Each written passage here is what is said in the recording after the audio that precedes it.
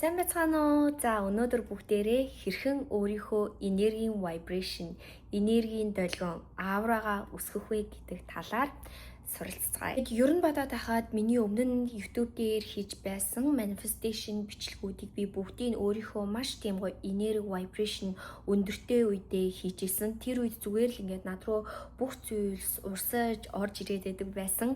Ер нь бичлэгч гэлтэхгүй миний амьдралдаа татсан зөндөө олон гайхалтай зүйлс яг миний энерги vibration өндөртэй үед над руу маш хурдан татагдаж ирдэг. Өнөөдөр би та нарт яг энэ энерги vibration aura гэж юу юм бэ?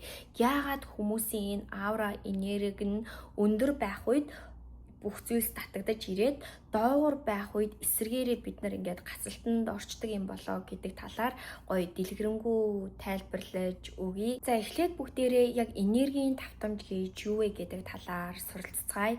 Та нар бүх зүйл энерги, та энерги, танаас гарч байгаа энэ мэдрэмж болгон энерги гэдэг талаар зөндөө олон сонсож байсан гэж бодож байна. Хэрвээ та нар бас доктор Joe Dispenza-гийн номыг уншиж байсан бол энэ дээр нөгөө энергийн хэлбэлцлийг харуулсан байдаг. Жишээлбэл өөртөө эргэлзэх, айдас, уйтгар гуниг, атаархал гэдэг эдгээр мэдрэмжүүд нь маш ийм доогуур хэлбэлцэлтэй байдаг. Харин эсэргээрээ ингээд нөгөө ад жаргал, хайр, сайхан сэтгэл, урам зориг гэдэг эдгээр мэдрэмжүүд нь маш ийм дээгүүр долгионтой байдаг. 200 хэд ч билүү би яг тоогийн мартчихж. Тэгээд яагаад хүн ийм доогуур vibration долгионтой байхдаа бүх зүйлийг татаж чаддгүй вэ гэхээр энэ доогуур долгионтой энергийн энэ мэдрэмжүүд нь маш тийм хүнд энергиуд байдаг. Хүн ийм хүнд энергитэй байх үедээ ерөөсөө ямар нэгэн зүйлийг бодох, сэтгэх тийм орон зайг ерөөсөө гаргаж чаддгүй. Харин эсэргээрээ биднээс гарч ирж байгаа энэ энерги маш гоё өндөр байх үед энэ өндөр давтамжтай энергиуд маань яадаг вэ гэхээр маш гоё тийм хөнгөн байдаг.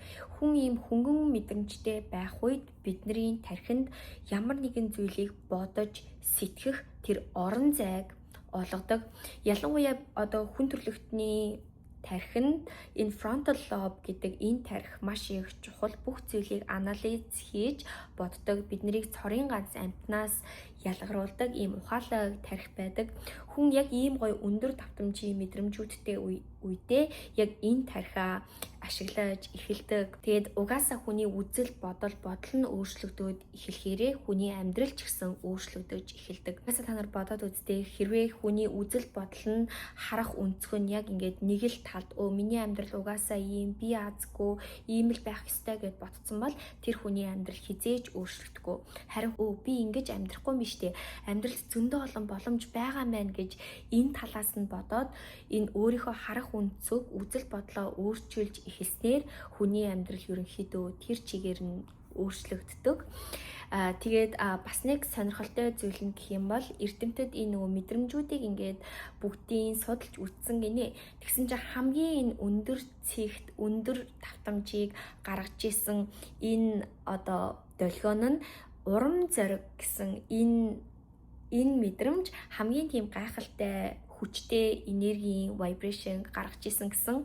Тэгээд дээрэс нь одоо маш дэлхийн мундаг шинжлэх ухаантан эрдэмтэд Альберт Айнштейн, Томас Эдисон гэр хүмүүсийн тархийг судлаад үзсэн чинь энэ мэдрэмж давтамж бүр ингээд хамгийн өндөртэй байсан гэсэн. Тэрвээ та нар ингээд анзаараад хараад ерөн судлаад үзэх юм бол бүх ийм эрдэмтэн, шинжлэх ухаанчид дэлхийг өөрчилсөн хүмүүс нь өөрийнхөө энергийг яг ийм зөв зүйлд зарцуулаад яг өөрийнхөө зорилго руугаа яг тэр өөрийнхөө энэ урам зоригтой энергиэрээ анхаарлаа хандуулсан хүмүүс байдаг. Бидний хувьд ч гэсэн бид нар энэ эдгээр гайхалтай зүйлсийг өөрийнхөө хүсэл мөрөөдлийг бүтээж чадна. Тэгээ хамгийн нэг асуудал нь юу вэ гэхээр бид нар өөрийнхөө энергийг ийш тийш нь бүр ингээ хаасайгүй зарцуулаад байдаг. Тийм болохоор хамгийн эхлээд бид нар юу хийх хэрэгтэй вэ гэхээр бидний энэ энергийг идэж байгаа зүйлсийг, бидний энергийг дордуулдаг, доошлуулдаг зүйлсийг бид нар эхлээд амьдралаасаа хасах хэрэгтэй. Яагаад гэвэл та нар бүгдээрээ мэдэж байгаа энергийн хуулийг энерги ерөөсөө устдаж үгүй болдгоо зөвхөн нөгөө төлөвөөс нөгөө төлөвлөлөө шилждэг. Хэрвээ та өөрийнхөө энэ энерги санаа бодол өөрийнхөө vibration долгионоо зөвхөн өөрийнхөө хүсэл мөрөөдөлдөө зарцуулах юм бол таны энэ энерги чинь яг таны тэр хүсэл мөрөөдлийг чинь манифест хийхэд чиглэгдэнэ гэсэн. Харин та өөрийнхөө энергийг янз бүрийн өөр зүйлд зарцуулж байх юм бол тийшээ таны энерги чинь байнга урсаж байна гэсэн үг. Бидний идэж ууж байгаа зүйлс хүртэл өөрийн гэсэн ийм энерги, vibration-тэй байдаг. Жишээлбэл ингээ хит их боловсруулсан хүнс, зайрмаг, шоколад, гурилан сахар гэд эдгээр зүйлс нь ийм нөгөө доогуур vibration-тэй хоол хүнс ахгүй юу. Тэгэнгүүт яагаад хүмүүс ингэ түргэн хоол иймэрхүү хүнс идэхээрээ биед нь ямар нэгэн нөлөө гардаг вэ? Яагаад зөндөө олон өвчин тархалалт дагуулдаг вэ? Яагаад таны арьсан дээр чинь янз бүрийн батгшилт үүсдэг вэ гэхээр таны бие чинь ийм доогуур энергитэй хүнсэнд хариу үйлдэлийг үзүүлж байна гэсэн үг.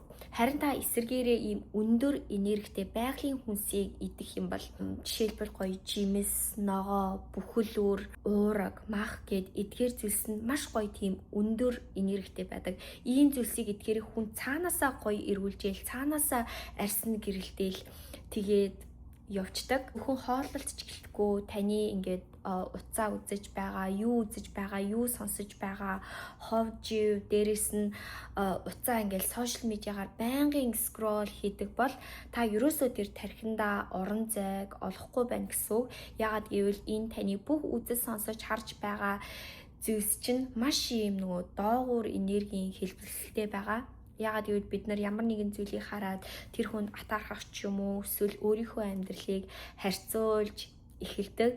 Тийм болохоор энэ мэдрэмжээс аль болох бүгдээрээ зайлсхийх хэрэгтэй. Дараагийн таны энэ энерги vibration-ыг гоё өсгөх зүйл юу вэ гэхээр энэ нь амьсгалын дасгал. Амьсгалын дасгал маш үр дүнтэй байдаг. Хэрвээ та удаан цаг суугаад бясалгал хийж чаддгүй бол амьсгалын дасгал танд үнэхээр тохиромжтой. Та зүгээр л амьсгал дээрээ анхаарлаа төвлөрүүлнэ. Тэгээд зөндөө олон төрлийн амьсгалын дасгал байдаг. Та өөрт аль тохиромжтойг хийж болно. Би бас энэ талаар сургалтын дээрээ ч гэсэн ордог. Хүн амьсгалын дасгалыг хийхээр яадаг вэ гэхээр хамгийн эхлээд бидний энэ мэдрэлийн систем тайвширч эхэлдэг. Хэрвээ та янз бүрийн санаа зовлт, стресстэй байх юм бол та өөрийнхөө биеийг ерөөсөө нөхөн төлжүүлж чадахгүй. Тэгээд таны бүх энерги зөвхөн таныг тэр стресснээс гаргахын төлөө бүх энергийг таны бие рүү явуулж байгаа гэсэн. Тэгээд дээрэс нь хүн стресстэй байхдаа ингээд толгоон дотор нь ямар ч гоё зүйлийг сэтгэж бодох тэр хамгийн өндөр энергийн төвшин болох тэр урам зориг гэсэн тэр мэдрэмжүүд танд ерөөсөө ингээд төрөх тэр боломжийг олохгүй байна гэсэн. Та ийм стресстэй байгаа бол амьсгалын дасгал бүр маш үр дүнтэй байдаг. Амьсгалын дасгал, бясалгал, йога гэд эдгээр нь ерөнхийдөө бол бүгдээрээ ижлэгэн зүйл. Тийм болохоор өөрийнхөө стрессийг бууруулах, аль болох тиймэрхүү зүйлсийг хийх хэрэгтэй. Дараагийн арга барил бүр үнэхээр үр дүнтэй. Хэрвээ та үнэхээр ийм санаа зовлттой, стресснээсээ салж чадахгүй амьсгалын дасгал хийгээд, бясалгал хийгээд ч гэсэн бодлоосоо салж чадахгүй байгаа бол гурав дахь нь юу вэ гэхээр маш тийм эрчимтэй хүнд дасгалыг хийх. Хит кардио дасгал, гүүх, боксинг ч юм уу таны ийм хөлсийг асгаруулах тийм дасгалыг хийх хэрэгтэй. Тэгээ та нарт бас тийм мэдрэмж төрж ирсэн. Ерөөсөө ингээд гүүмэргүй санагдаад бүр ингээд үхтлээ бүсний дараа ингээд нэг гоё тайвширсан мэдрэмж төрдөг штеп. Энэ нь яадаг вэ гэхээр хүн ингээд зөвхөн тэр дасгалдаа л анхаарлаа хандуулаад ийм маш хурдан дасгалыг хийх үед бид нар ямар нэгэн зүйлийг ерөөсөө тэгэж бодож санаа зовж чаддггүй. Яг та дасгал хийж байхдаа яг тэр үедээ байж гинэ гэсэн үг. Та тэр үедээ санаа зовлт, айдас өнгөрснөө бодох гэсэн энэ мэдрэмжүүд таны тархинд ерөөсөө орж ирдэггүй. Яагаад гэвэл эдгээр мэдрэмж бодлууд нь бүгдээрээ ийм доогуур vibration-ийн бодлууд гэхгүй юу? Тэгэхээр та энэ бодлуудыг бодох ямар ч тийм орон зайг олохгүй зөвхөн тэр үедээ одоо цагтаа байх юм бол одоо цагтаа байх нь угаасаа тийм нэг өндөр мэдрэмж, өндөр давтамжийн мэдрэмж. Энэ үед таны тархич нь маш их сэргээд таны стресс маш их бууж эхэлдэг. Миний сүүлийн арга барил маань юу вэ гэхээр та гоё тийм өндөр давтамжтай тийм орчноор өөрийгөө хүрээлэх хэрэгтэй. Хэдий та эдгээр зүйл дээр ажиллаад хичээгээд явж байгаа ч гэсэн таныг тойрч байгаа хүмүүс, орчин чинь ийм доогуур vibration-тэй бол мэдээж танд маш их нөлөөлнө. Таны хажууд байгаа хүмүүс чинь ховж яриад те дандаа болохгүй зүйлийг хийж гинөө, эсвэл таны зурагтаар үзэж байгаа мэдээлэл чинь дандаа болохгүй гэсэн муу муухай мэдээлэл байна уу? Хэдий та эдгээр зүйлс нь те надад нөлөөлөхгүй, эсвэл би эдгээр хүмүүстэй адилхан биш гэж бодож байгаа ч гэсэн даалд ухамсарын түвшинд энэ нь маш их нөлөөлж байдаг бөгөөд эдгээр зүйлсийг бид нар баг багаар энгийн мэтээр хүлээж авч эхэлдэг. Жишээлбэл таны найзууд чинь бүгдээрээ өдөр болгон түргэн хоол иддэг ч юм уу, өдөр болгон арх удаг байлаа гэж бодъё.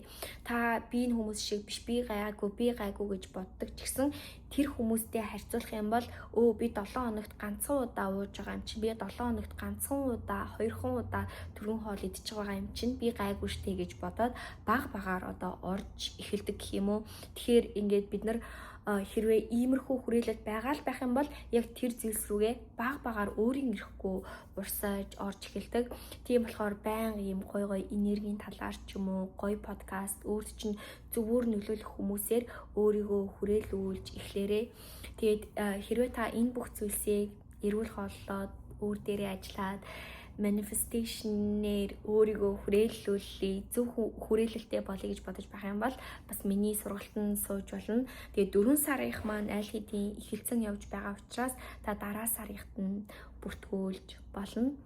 Тэгээд миний хувьд ч гэсэн би бүр яг эдгээр зүйлсийг эргээд илүү их анхаарад, эргээд бүх зүйлс дээрээ ажиллаад стресссэн үедээ аль болох амьсгалын дасгал хийгээд бас хаяа ч гэсэн бүр ингээд сайн хөлсөө гаргацдаг. Тэгээд яах аргагүй бүр ингээд миний амьдралд бүх зүйл өөрчлөлт ингээд шууд ороод эхэлдэг анхаарах үед. Тэгээд таны хувьд ч гэсэн адилхан байх болно. Тэгээ өнөөдөр бас хэрвээ та анзаарахгүйгээр ямар нэгэн өөрийн чинь долгион vibration-ыг доошлуулж исэн зүйл хийж байсан бол доор надаа комментоор үлдээгээрэй. Тэгээд өнөөдрийн бичлэгийг үзсэн та нартаа үнэхээр их баярлалаа. Дараагийн бичлэгээр уулзлаа. Баяртай.